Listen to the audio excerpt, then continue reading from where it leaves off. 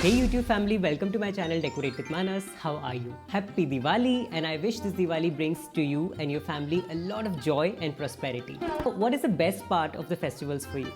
For me personally, it's decorating the home and getting it ready for the festive season. So as always, I did a few DIYs to decorate my home and they turned out absolutely beautiful. So I wanted to share them with all of you as well. These DIYs are easy to make, evergreen and cost effective. So what are we waiting for? Let's begin the DIYs. The first DIY is making these very beautiful marigold flowers using crepe paper. Aren't they beautiful?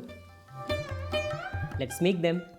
For this project, we are going to make some beautiful marigold flowers using this crepe paper, which is very cheap. I got it from a stationery shop nearby for 10 rupees. And from this, we can make at least 10 flowers. And it's not that time consuming as well. With the paper folded, cut approximately 2 inches thick band of paper. This way, it's easier to cut a parallel band. Now we have to make tiny slits on the paper on the edges. The cut should not be too deep, as in the center part of the paper should be intact. The finer and thinner these strips are, the more realistic our flower will look. Again, we are doing this step with the paper folded because one cut will cut through multiple layers and it will be quicker to do. Now that we have cut these fringes on both sides of the paper, now it's time to move on to the next step. Now open the piece of paper and you will see a strip like this, with fringes cut on both the sides. Now we have to run a thread along in the middle portion of the paper. So the easiest way to do is just make alternate zigzags in a small portion of the paper and then run the thread through with the help of a needle. And then keep repeating with small patches of paper so that the thickness of the paper is not too much, because then the needle will not easily pierce through. This is the only step that is a little time consuming, but once you get a hang of the process after making 3-4 flowers, it's really quick. And you can run the thread through the entire paper in small portions of just 3-4 folds. Nice. Now that the needle is out of the other end, it's time to move on to the next step. Now the fun part begins. Holding one side of the paper, start twisting it from the other side. Twist the paper for at least 6-7 times until all the petals kind of distribute equally on all 4 sides and start looking like a flower. Once done, just pull the thread from the bottom and tighten it, and it will compress and start looking like a round flower, and then tie a knot at the base of the flower. Any kind of a knot is fine. This will just make sure that the knot is secure and the flower will not loosen later. And we are done. It just took 5 minutes to make this flower, and it is a very rewarding process. These flowers look very realistic, very beautiful, and are totally sustainable. Once you make them, you can use them again and again in various functions and events. Look how pretty a bunch of these flowers look. Alright, so now we have a few options of styling them. The first one is just organizing them in an urli or a plate, and they will look absolutely beautiful just as they are. You can keep them at the entrance of your home and impress all your guests. The second way is using a tape. These flowers are so lightweight that you can stick them anywhere using just sellotape. So you can use this method to decorate photo frames or walls. The last method, which is my favorite method, is using some craft clips. You can attach these craft clips at the base of the flowers just using some hot glue. And once done, you kind of have a clip-on flower ready. So I did this on a bunch of flowers and they're ready to go. Now you can clip them on your curtains or any latkans that you have, and they will look absolutely beautiful and realistic. Which styling method was your favorite? Let me know in the comments. The second DIY is this beautiful set. It's a lotus-inspired set of a tea light holder, a agarbatti holder and a coin holder, because in my home, we worship a coin which has Lakshmi, Ganesh and Saraswati. Together, I think this set looks absolutely beautiful, and let's learn how to make it. Now for this next project, I'm going to make a 3D lotus out of air-dry clay. Air-dry clay is very easy to work with and it comes ready-made. All you have to do is just cut your shapes and get started. This pack of clay that I'm using was only 135 rupees. And I used the entire clay to make a set of 3. So start by taking a little bit of clay and rolling them with the help of a rolling pin. The thickness of this should not be too thin and not too thick. Just a manageable, workable thickness.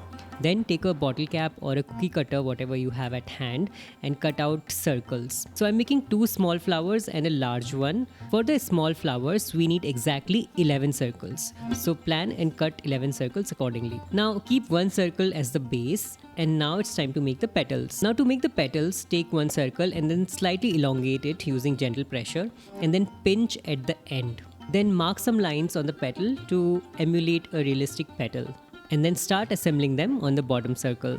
Now repeat the process, and we need 5 petals for the base layer.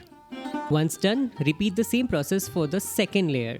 You have to place the petals in between 2 petals of the base layer, and also push them a little higher to give a more 3D look.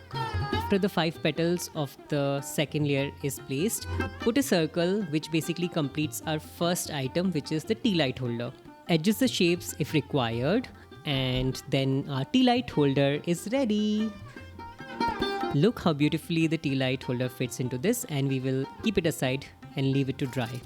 Alright, for the second item, which is the agarbatti holder, the basic process is the same, but instead of a flat circle, we will place a round ball of dough in the middle. Now to add some realistic details, put tiny dots with the help of a pin that will emulate seeds. Now put 2 agarbattis in it to kind of leave this space for them and leave it out to dry. Alright, now let's make the item that I'm most excited about, which is the coin holder. A coin holder is important because in my house we worship a silver coin which has pictures of goddess Lakshmi, Saraswati and Ganesh all together. And usually it's hard to keep the coin upright. A lotus is also goddess Lakshmi's asan, so it's very appropriate. This time I have cut out slightly bigger petals using a bigger cap, and instead of 2 layers I have made 3 layers of 5 petals each. The process is the same. I also used the coin to mark the space where the coin will finally fit. So at this point, all 3 of our lotuses, which are going to be a set of 3, are drying, and they are looking absolutely cute together. So I leave them to dry overnight, and tomorrow I'm going to paint them and bring them to life.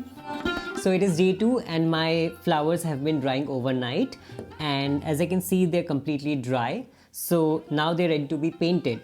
I'm going to be using acrylic color because acrylic paint generally goes on very smoothly on porous surfaces like this.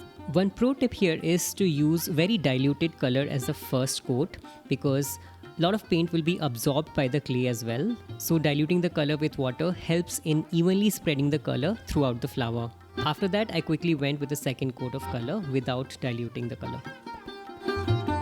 So at this point, I have done 2 coats of this pink color on these, and it took around 20 minutes, very quick coats, and they're already looking so pretty.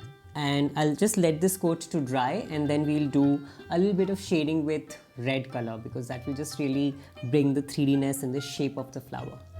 So nothing major, I'm just adding some details. I'm adding a dot of red color on the corners and just spreading it and blending it with the rest of the flower. Because naturally also lotus flowers have a deep red tip. It makes it look more realistic and 3-dimensional. So at this point, all 3 of our flowers are painted, and look how gorgeous they look. I mean, come on, it's so cute. We're just going to make some final touches. The center part of the flowers, I just want to highlight it with yellow because I think it will add a really nice touch. So I'm just dotting yellow color in between with the help of a dry brush, and that's pretty much it. Our lotus inspired puja set is now complete and ready to use.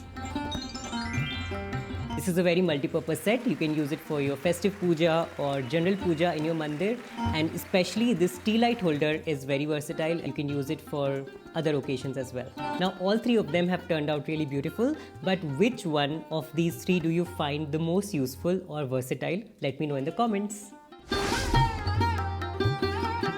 So these were the main DIYs, but I have a special bonus DIY for you. It's more like a hack to decorate your diyas. So basically, I am gluing some mirrors at the base of this diya using Fevicol. So I put the Fevicol dots at the right places and then put a mirror on top of it to stick it. To add more decoration on the sides, I put the mirrors on the sides as well. And I think it turned out very cute. It was a quick 2-minute DIY, but the result is stunning. Another idea is to basically put the mirrors on the rim of the diya, and they will look elevated without the hassle of painting them. It's a fatafat DIY, but it'll be worth it. So these were all the Diwali DIYs that I had for you. I love making them and sharing them with you all. So do let me know in the comments which DIY was your favorite and you can't wait to try to make it for your home. I love reading your comments. As always, if you like my video, please leave a thumbs up and subscribe to my channel. This way you can support my channel and I can bring more and more DIYs for you all. With that, once again, happy Diwali and I'll see you in my next video. Until then, bye!